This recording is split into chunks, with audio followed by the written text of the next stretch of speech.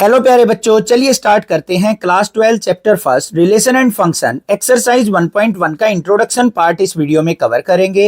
Exercise 1.1 के अंदर आने वाले सारे बेसिक कंसेप्ट जो भी फॉर्मूलाज हैं सारे के सारे यहाँ पे मैं विद एग्जांपल आपको समझाने वाला हूँ। अगर वो आपने अच्छे से समझ लिए तो पूरी की पूरी एक्सरसाइज 1.1 आपकी चुटकियों में सोल्व आउट हो जाएगी। तो सबसे पहला जो टॉपिक आता है हमारा इस एक्सरसाइज के लिए वो आता है Cartesian product of two sets, कि दो सेट्स की हम कार्टेशियन प्रोडक्ट किस प्रकार से करते हैं। अब ध्यान से देखो क्या है। The cartesian product of two sets A and B is the set of all ordered pair x, y where x elements belonging to the set A and y element belonging to the set B। हमें क्या करना है, पहले एक element ए set से उठाना है और दूसरा एलिमेंट हमें बी सेट से उठाना है। उन दोनों सेट्स के एलिमेंट को हम ऑर्डर्ड पेयर में लिखते जाएंगे तो वो हमारी क्या बन जाएगी, cartesian product of two set बन जाएगी। और इसको हम लिखते कैसे हैं, ए क्रॉस बी की फॉर्म में हम इसको राइट डाउन करते हैं। अब इसको एग्जांपल से समझते हैं कैसे हम कार्टेशियन प्रोडक्ट करते हैं। हमारे पास एग्जांपल है जिसमें सेट ए है जिसके अंदर एलिमेंट है 1, 2, बी सेट है जिसके अंदर एलिमेंट है 3, 4, 5। तो सेट ए के अंदर 2 एलिमेंट हैं, बी सेट के अंदर 3 एलिमेंट है। तो नंबर ऑफ एलिमेंट जो होंगे हमारे ऑर्डर्ड पेयर में, number of elements in ordered pair वो कितने होंगे बच्चों। यहां पे 2 एलिमेंट है फर्स्ट सेट में, अगले सेट के अंदर कितने एलिमेंट है 3, तो 2 3 जा 6, तो टोटल 6 ऑर्डर्ड पेयर हमारे यहां पे बनके तैयार होंगे। कैसे बनेंगे वो ध्यान से देखो। हमने क्या करना है, ए कार्टेशियन प्रोडक्ट विद बी, इसका पहला ऑर्डर्ड पेयर कैसे बनेगा, हमें फर्स्ट एलिमेंट ए सेट से लेना है, सेकंड एलिमेंट बी सेट से लेना है। तो यहां पे फर्स्ट एलिमेंट क्या ले लिया 1, यहां से हमने सेकंड एलिमेंट ले लिया 3। फिर हमें क्या करना है, 1 का 4 के साथ ऑर्डर्ड पेयर बनेगा, फिर 1 का 5 के साथ ऑर्डर्ड पेयर बनेगा। बन गए 3 ऑर्डर्ड पेयर। फिर हमारा नेक्स्ट एलिमेंट क्या है भाई, फर्स्ट सेट से 2 है, तो इसका ऑर्डर्ड पेयर किसके साथ बनेगा, 2 का 3 के साथ, फिर 2 का 4 के साथ और फिर 2 का 5 के साथ। तो इस प्रकार से हमें ऑर्डर्ड पेयर बनाने हैं। अब देखो कितने ऑर्डर्ड पेयर बने बच्चों, 1 2 3 4 5 6, यही तो मैंने बताया था। तो जितने भी दोनों सेट्स में नंबर ऑफ एलिमेंट होंगे उनकी प्रोडक्ट कर लेंगे, उससे हमारे निकल के आ जाएंगे कि कितने ऑर्डर्ड पेयर हमारे बन के तैयार होंगे। तो Cartesian product of two sets आपको बहुत अच्छे से समझ में आ गई होगी विद एग्जांपल। अब हमारे चैप्टर का नाम है रिलेशन एंड फंक्शन। तो सबसे पहले हम सीखेंगे कि रिलेशन होता क्या है, उसके अंदर हमारी टाइप्स कौन कौन सी होती हैं और किस प्रकार से हम उनको क्वेश्चंस के अंदर यूज करते हैं। तो रिलेशन का अगर मैं सोशल लाइफ से रिलेट करके अगर मैं आपसे पूछूं कि रिलेशन का मतलब क्या होता है, रिलेशन का मतलब होता है एक दूसरे से रिश्ता। हमारा जैसे अपने फादर मदर से रिश्ता है, बहन भाई से रिश्ता है, नाना नानी चाचा चाची से रिश्ता है। अब यहाँ पे मैथ के अंदर वही चाचा चाची नाना नानी तो नहीं है, तो यहाँ पे क्या है, हमारा सेट है। तो एक सेट का दूसरे सेट के साथ क्या रिलेशन है, क्या संबंध है, उसको हम किससे दर्शाते हैं, किससे दिखाते हैं, रिलेशन से। अब देखो यहां पे let A and B two sets then a relation R from set A to set B is a subset of a cartesian product of B. यहां पे क्या कहा है बच्चों, अगर आपके पास 2 सेट है, एक सेट है ए, एक दूसरा सेट है बी, इन दोनों का आपस में जो रिलेशन होगा ना वो हमेशा क्या होगा, सबसेट होगा किसका, ए और बी की कार्टेशियन प्रोडक्ट का। अब इसको एक एग्जांपल से समझेंगे तब आपको अच्छे से क्लियर हो जाएगा। अब यहां पे देखो क्या है, मैंने इस लाइन को लिखा है, आर जो रिलेशन होता है फ्रॉम ए टू बी वो हमेशा क्या होगा, सबसेट होगा किसका, ए और बी की कार्टेशियन प्रोडक्ट का। इस चीज को मैं यहां पे एग्जांपल के साथ समझाऊंगा, रटने की जरूरत नहीं है। अब देखो आपके पास मान लो बच्चों 2 सेट है, एक सेट ए है एक सेट बी है। ए के अंदर एलिमेंट है 1 2 3 4, बी के अंदर एलिमेंट है 1 4 9 16। Then the relation R, relation क्या दे रखा है, ए और बी की फॉर्म में, भाई ध्यान से देखो सेट बिल्डर फॉर्म में ए टू बी रिलेशन हमारा किस प्रकार से है, x, y सच दैट कि y equal to x square. जो x एलिमेंट होगा वो कहां से होगा बच्चों, सेट ए से होगा, और y एलिमेंट जो होगा वो हमारा किससे होगा, सेट बी से होगा। तो हमारा y एलिमेंट कैसे निकलेगा, ये हमें रिलेशन दे रखा है y equal to x square से। यहां पे दे भी रखा है कि y belongs to B set and x belongs to A set.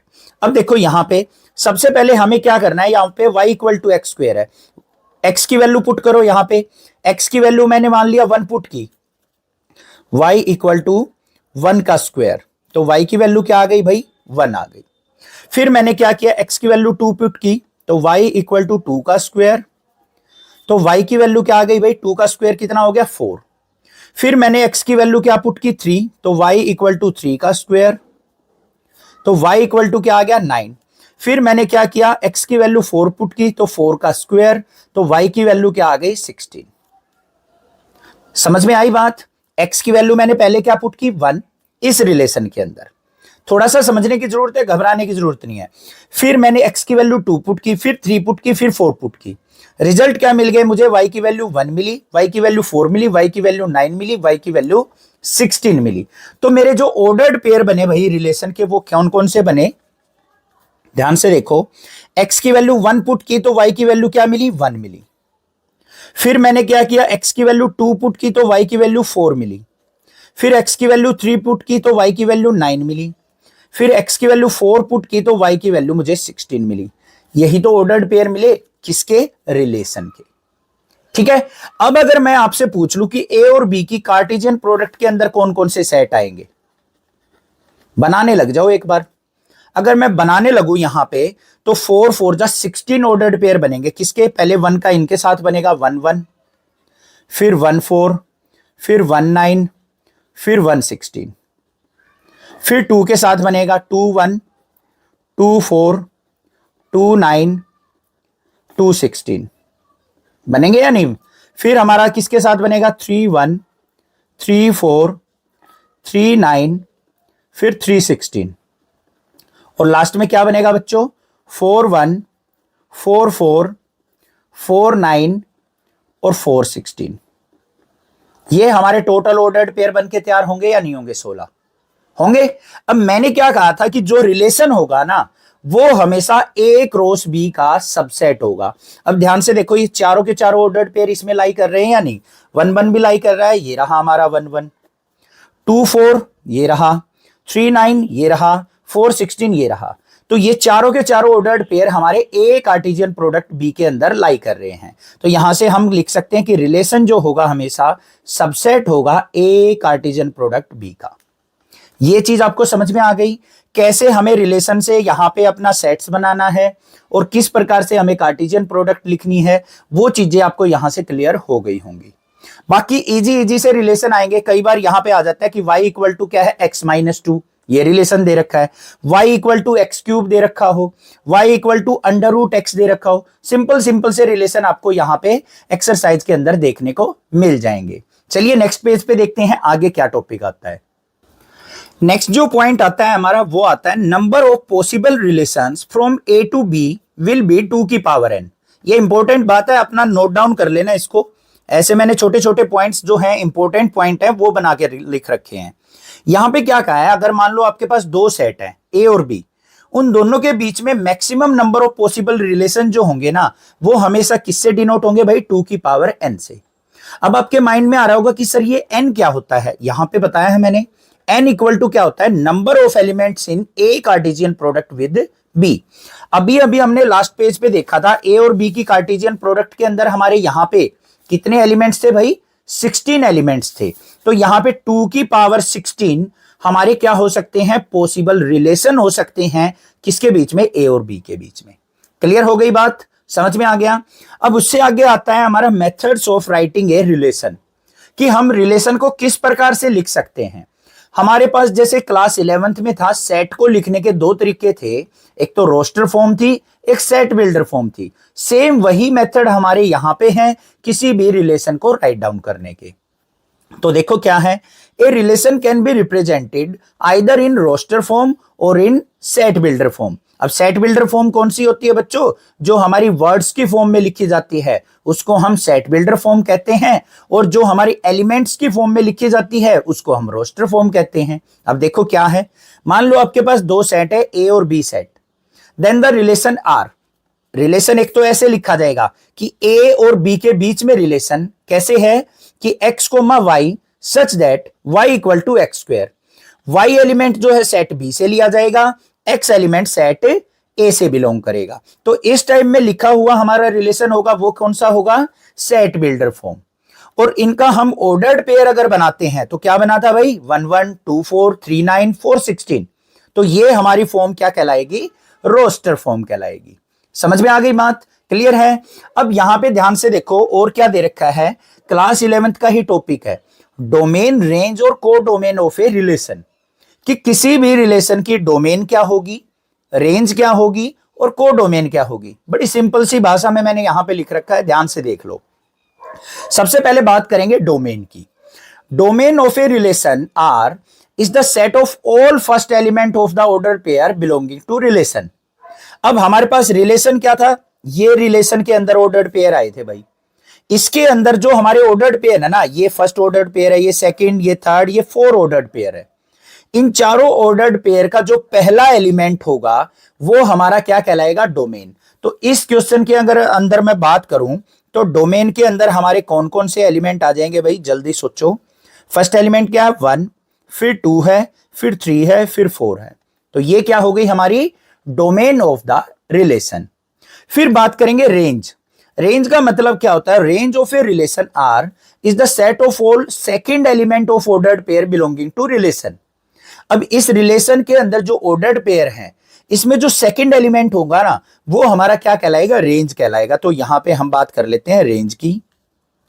तो रेंज के अंदर कौन कौन से एलिमेंट्स आ जाएंगे भाई, 1 4 9 और 16। 1 4 9 और 16 ये हमारी क्या कहलाएगी, रेंज कहलाएगी। अब बात कर लेते हैं कोडोमेन की। कोडोमेन क्या होगी, let R be a relation from A to B. मान लिया कोई भी एक रिलेशन आर है ए सेट का बी के साथ, then all the elements of set B are called codomain. तो कोडोमेन में क्या होंगे, हमेशा सेट बी के सारे एलिमेंट। तो यहां पे क्या होंगे, ध्यान से देख लो, बी सेट। अब यहां से हमें कोई मतलब नहीं है, बी सेट पकड़ेंगे, 1 4 9 16, 1 4 9 16। यहां पे मान लो कोई और एलिमेंट भी होता, 17 भी होता, तो वो कोडोमेन के अंदर आ जाता। क्लियर बात है, समझ में आ गया। डोमेन, रेंज और कोडोमेन। डोमेन हमेशा क्या होगी, कार्टेशियन प्रोडक्ट्स जो होगी हमारी उसके फर्स्ट एलिमेंट्स होंगे, रेंज के अंदर हमारे सेकंड एलिमेंट होंगे, और कोडोमेन के अंदर जो हमारा सेट बी होगा जिसका ए का बी के साथ रिलेशन है, तो बी के जितने भी एलिमेंट्स होंगे वो हमारे कोडोमेन में आ जाएंगे। क्लियर यहां तक, ठीक है। अब नेक्स्ट पेज से देखेंगे हम types of relation. Most important topic है इस एक्सरसाइज का। हमारे पास रिलेशन जो है डिफरेंट डिफरेंट टाइप के होते हैं, उनको विद एग्जांपल यहां पे समझते चलेंगे, तभी आपके माइंड के अंदर बिल्कुल इजीली सेट हो जाएंगे। तो सबसे पहले बात करते हैं टाइप्स ऑफ रिलेशन के अंदर आता है हमारा एम्प्टी रिलेशन। नाम से ही पता चल रहा है एम्प्टी रिलेशन वो रिलेशन जो खाली होता है, वॉइड होता है। A relation R from A to B is called an empty relation और void relation if relation equal to null या फिर रिलेशन इक्वल टू फाई। अब फाई का मतलब पता है आपको, सेट के अंदर क्या होता है, जिसके अंदर कोई भी ऑर्डर्ड पेयर ना बने उसको हम क्या कहेंगे, एम्प्टी रिलेशन कहेंगे। तो अब ध्यान से देखो, यहां पे हमारे पास एक एग्जांपल है, ए सेट दे रखा है जिसके अंदर एलिमेंट है 2 4 6, बी सेट दे रखा है जिसके अंदर एलिमेंट्स है 7 और 11, और रिलेशन क्या दे रखा है ए और बी के बीच में कि b minus A is an even number. A जो एलिमेंट है वो सेट ए से उठाना है और बी एलिमेंट जो है सेट बी से उठाना है। अब भाई हमें क्या करना है, बी और ए एलिमेंट्स के बीच में हमें डिफरेंस देखना है कि इवन नंबर आना चाहिए।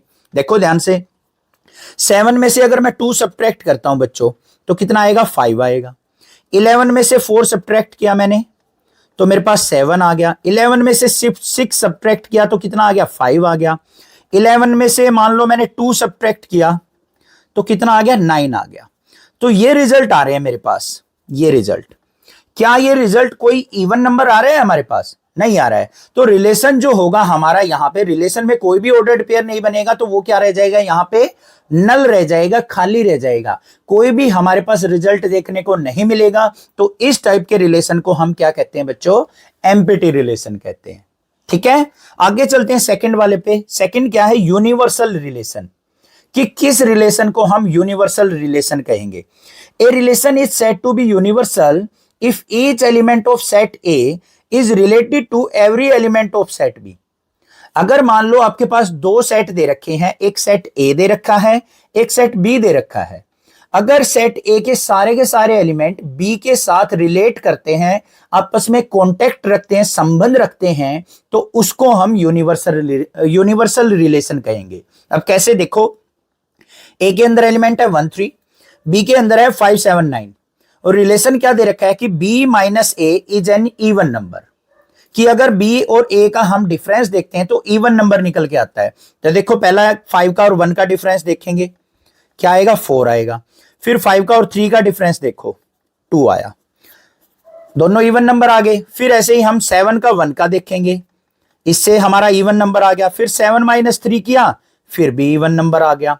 फिर 9 का 1 के साथ रिलेशन देखेंगे, 8 आ गया, और 9 का 3 से रिलेशन देखेंगे, 6 आ गया, यहां से भी इवन नंबर आ गया। तो इसके सारे एलिमेंट इसके साथ हमारे क्या कर रहे हैं, आपस में रिलेट कर रहे हैं, संबंध रख रहे हैं, रिलेशन रख रहे हैं। तो हम कह सकते हैं कि यहां पे दोनों के दोनों सेट क्या कहलाएंगे, हमारे यूनिवर्सल रिलेशन फॉर्म करते हुए दिखाई देंगे। समझ में आ गया कि एक सेट दूसरे सेट के साथ अगर सारे के सारे एलिमेंट्स आपस में संबंध रखते हैं, रिलेशन रखते हैं, तो वो हमारा क्या होगा, यूनिवर्सल रिलेशन। नेक्स्ट बात करती है हमारी थर्ड वाला, आइडेंटिटी रिलेशन। आइडेंटिटी रिलेशन का मतलब क्या होता है, a relation R on set A and B is said to be identity if both the element of ordered pair are same. अगर ऑर्डर्ड पेयर के दोनों एलिमेंट सेम आ जाए रिलेशन के अंदर, तो उस रिलेशन को हम आइडेंटिटी रिलेशन कहेंगे। कैसे, ए सेट दे दिया जिसके अंदर एलिमेंट है 1 2 3 4, बी सेट दे दिया जिसके अंदर एलिमेंट है 1 2 3 4। रिलेशन हमें क्या दे रखा है, ए कोमा बी सच दैट कि ए इक्वल टू बी, कि जो एलिमेंट हम ए से पिक करें वही एलिमेंट हमें बी से पिक करना पड़ेगा, दोनों एलिमेंट हमारे सेम होने चाहिए। ए जो है सेट ए से बिलोंग करेगा, और बी जो है वो सेट बी से एलिमेंट उठाना है। तो देखो भाई, रिलेशन के अंदर क्या ऑर्डर्ड पेयर बनेंगे। यहां से मान लो हमने बच्चों 1 उठा लिया, तो दूसरे सेट से भी हमें क्या उठाना पड़ेगा, 1 ही उठाना पड़ेगा, क्योंकि दोनों इक्वल होने चाहिए। ए क्या था, फर्स्ट वाले सेट से एलिमेंट, और जो स्मॉल बी है वो क्या है, सेकंड वाले सेट से एलिमेंट, तो 1 1 का पेयर बन गया। अब मैं यहां पे सोचूं कि 1 का 2 के साथ पेयर बना दूं, क्या 1 हमारा 2 के इक्वल है, नहीं है, वो रिलेशन को सेटिस्फाई नहीं कर रहा है। तो हमें किसका पेयर बनाना पड़ेगा, 2 और 2 का, ऐसे ही 3 और 3 का, और 4 और 4 का। तो ये हमारे पास क्या आ गया, रिलेशन आ गया, जिसको हम आइडेंटिटी रिलेशन कहेंगे। दूसरा और क्या रिलेशन हो सकता है, ऐसे दे देता, मान लो a minus B equal to 0, तो हमें ऐसा रिलेशन कैसे बनता है हमारा, जब दोनों वैल्यू सेम होंगी तभी तो हमारा a माइनस बी 0 हो सकता है। तो तब भी हमारा क्या बन जाता है बच्चों, आइडेंटिटी रिलेशन बन जाता। क्लियर बात है यहां पे, ठीक है। नेक्स्ट देखते हैं, नेक्स्ट हमारा 4 जो आता है वो आता है रिफ्लेक्सिव रिलेशन। अब रिफ्लेक्सिव रिलेशन, सिमेट्रिक रिलेशन और ट्रांजिटिव रिलेशन, इन तीनों रिलेशंस के बेस पे आपके सारे के सारे क्वेश्चंस हैं, तो ये आपको बड़े ध्यान से समझने हैं। देखो, विद एग्जांपल समझाऊंगा, घबराने की जरूरत नहीं है, इनसे बाहर कुछ नहीं आएगा जो अगर आपने ये पूरे का पूरा इंट्रोडक्शन अच्छे से समझ लिया तो। देखो क्या है, सबसे पहले बात करते हैं रिफ्लेक्सिव रिलेशन। रिफ्लेक्सिव का मतलब क्या होता है भाई, मान लो आप मिरर के सामने खड़े हो जाते हो, तो आपकी इमेज आपके सामने फॉर्म हो जाती है, तो वही क्या कहलाती है, हमारी रिफ्लेक्सिव इमेज। ऐसा ही कुछ यहां पे देखने को मिलेगा आपको। A relation R in a set A is called reflexive if every element of A is related to itself. अगर A सेट के सारे एलिमेंट आपस में उससे ही रिलेट करें तो उस रिलेशन को हम रिफ्लेक्सिव रिलेशन कहेंगे। कैसे, देखो ध्यान से, अगर रिलेशन के अंदर हमारे ऑर्डर्ड पेयर इस फॉर्म में बनते हैं, A comma A, B comma B, C comma C, ऐसे, तो वो हमारा रिलेशन कहलाएगा बच्चों रिफ्लेक्सिव रिलेशन। देखो, ए सेट दे दिया जिसके अंदर एलिमेंट है 1 2 3 4, कोई भी एक रिलेशन दिया मिलेगा आपको एग्जाम में क्वेश्चन के अंदर, और हमारे ऑर्डर्ड पेयर इस टाइप से बन के आ जाए 1 1 2 2 3 3 4 4 एज लाइक आइडेंटिटी रिलेशन, तो ऐसे रिलेशन को हम क्या कहेंगे, रिफ्लेक्सिव रिलेशन कहेंगे। बिल्कुल इजी था। अगर मान लो फर्स्ट एलिमेंट और सेकंड एलिमेंट ऑर्डर्ड पेयर के सेम निकल के आए, तो उस रिलेशन को हम रिफ्लेक्सिव रिलेशन कहेंगे। अगर मान लो रिलेशन में ऐसे आ जाता 1 2 2 3 4 1 ऐसे, तो ये हमारा रिफ्लेक्सिव रिलेशन नहीं होता, क्योंकि जो वैल्यू पुट की है वही हमें वैल्यू रिजल्ट में मिलनी चाहिए, रिलेशन में मिलनी चाहिए, तभी हम उसको रिफ्लेक्सिव कहेंगे, अदरवाइज ये हमारा रिफ्लेक्सिव नहीं है। सेकंड बात करते हैं सिमेट्रिक रिलेशन। सिमेट्रिक रिलेशन कौन सा होगा? A relation R is said to be symmetric relation if A comma B belongs to R and B comma A also belongs to R. कि हम ऑर्डर्ड पेयर बनाए relation से और हमारे इस प्रकार से रिलेशन मिल जाए, ए कोमा बी रिलेशन के अंदर ऑर्डर्ड पेयर आ जाए और इसका उल्टा बी कोमा ए भी हमारा जो है रिलेशन के अंदर ऑर्डर्ड पेयर आ जाए, तो ऐसे रिलेशन को हम कह सकते हैं भाई सिमेट्रिक रिलेशन है। देखो कैसे करेंगे। मान लो सेट ए था जिसके अंदर एलिमेंट है 1 2 3, कोई रिलेशन हमने इन पे इंप्लीमेंट किया, लागू किया, और हमारे पास रिलेशन के अंदर ऑर्डर्ड पेयर ऐसे बन के आ गए भाई 1 2 2 1 2 3 3 2 1 3 3 1। इनका उल्टा भी यहां पे पॉसिबल है। 1 2 मिला, उसका उल्टा 2 1 भी मिल गया, 2 3 मिला 3 2 भी मिल गया, 1 3 मिला 3 1 भी मिल गया। तो ऐसा रिलेशन हमारा क्या कहलाएगा बच्चों? सिमेट्रिक रिलेशन कहलाएगा। समझ में आ गई बात? अब लास्ट बात आती है भाई ट्रांजिटिव रिलेशन की। अब ट्रांजिटिव रिलेशन कौन सा होगा? A relation is said to be transitive if A comma B belongs to relation, B comma C belongs to relation, then A और C also belongs to relation. तो उसको हम transitive relation कहेंगे। देखो समझो इसको, ए और बी ऑर्डर्ड पेयर बन गया हमारा रिलेशन के अंदर, बी कोमा सी कोई हमारा रिलेशन के अंदर बन गया। अब ए और बी रिलेशन से बन रहा है, बी और सी रिलेशन से बन रहा है, तो ए और सी भी हमारा क्या होना चाहिए? रिलेशन के अंदर बन के आना चाहिए, तभी हम उसको ट्रांजिटिव रिलेशन कहेंगे। देखो कैसे। सेट ए लिया जिसके अंदर एलिमेंट है 1 2 3, यहां पे पहला ऑर्डर्ड पेयर बना भाई 1 और 2 का, फिर बन गया 2 और 3 का। तो हमारा देखो 2 दोनों में कॉमन है, तो कॉमन कौन सा नहीं है? 1 और 3 नहीं है, तो 1 और 3 का भी ऑर्डर्ड पेयर अगर बन के आ गया तो उसको हम ट्रांजिटिव रिलेशन कह देंगे, ठीक है? अदरवाइज वो ट्रांजिटिव नहीं होगा। समझ में आ गई होगी तीनों, रिफ्लेक्सिव भी, सिमेट्रिक भी और ट्रांजिटिव भी। अगर नहीं समझ में आई है तो थोड़ी सी वीडियो पीछे कीजिए, रिफ्लेक्सिव और सिमेट्रिक और ट्रांजिटिव को दोबारा समझ लीजिए। अब लास्ट बात आती है भाई इक्विवेलेंस रिलेशन कौन सा होता है? If a relation is reflexive, symmetric as well as transitive. अगर कोई ऐसा रिलेशन आपको मिल जाए एग्जाम के अंदर, क्वेश्चन के अंदर, कि वो आपका रिफ्लेक्सिव भी निकल आए, ये कंडीशन भी फुलफिल कर दे, सिमेट्रिक की भी कंडीशन फुलफिल कर दे और ट्रांजिटिव की कंडीशन को भी फुलफिल कर दे, तो ऐसे रिलेशन को हम इक्विवेलेंस रिलेशन कहेंगे। क्लियर? ऐसा रिलेशन जो रिफ्लेक्सिव भी हो, सिमेट्रिक भी हो, ट्रांजिटिव भी हो, उस रिलेशन को हम इक्विवेलेंस रिलेशन की कैटेगरी में रख देते हैं। समझ में आ गया यहां तक? अब एक एग्जांपल लेंगे प्यारा सा, उस एग्जांपल से आपको रिफ्लेक्सिव, सिमेट्रिक और ट्रांजिटिव अच्छे से समझा देता हूं, ठीक है? तो हमने क्या किया यहां पे एग्जांपल के लिए, एक सेट ए ले लिया भाई। सेट ए के अंदर एलिमेंट्स मिले 1 2 3, ठीक है? कोई भी हमें एक XYZ रिलेशन दे रखा है, कोई रिलेशन से घबराने की जरूरत नहीं है। छोटा मोटा मतलब आपस में ए और बी सेट्स के एलिमेंट का या फिर ए सेट के एलिमेंट में ही रिलेशन आपको गिवन मिलेंगे। उससे मान लो आपने ऑर्डर्ड पेयर बना लिया भाई, एक बार तो ये ऑर्डर्ड पेयर बना लिए, कोई दूसरा रिलेशन था उससे ऑर्डर्ड पेयर ये बन गए, तो दो हमारे यहां पे रिलेशन थे और दोनों से ये हमारे ऑर्डर्ड पेयर बनके तैयार हो गए। अब हमें चेक करना है कि ये रिलेशन हमारा रिफ्लेक्सिव, ट्रांजिटिव और सिमेट्रिक है या नहीं है। ऐसे ही हमें इस रिलेशन को भी चेक करना है कि ये रिफ्लेक्सिव, सिमेट्रिक और ट्रांजिटिव है या नहीं है। बस इसी टाइप के क्वेश्चन है पूरी एक्सरसाइज में। देखो, if the relation is reflexive, अगर ये रिलेशन रिफ्लेक्सिव होगा, then A comma A belongs to R for every A belongs to 1 2 3।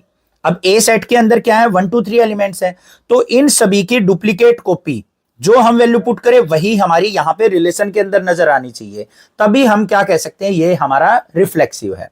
तो पहला एलिमेंट क्या है? 1 1 की 1 के साथ कॉपी यहां पे प्रेजेंट है, तो यहां पे देखो रिलेशन के अंदर 1 1 भी प्रेजेंट है, 2 2 है भाई ये रहा, और 3 3 भी है, तो 2 2 भी है और 3 3 भी है।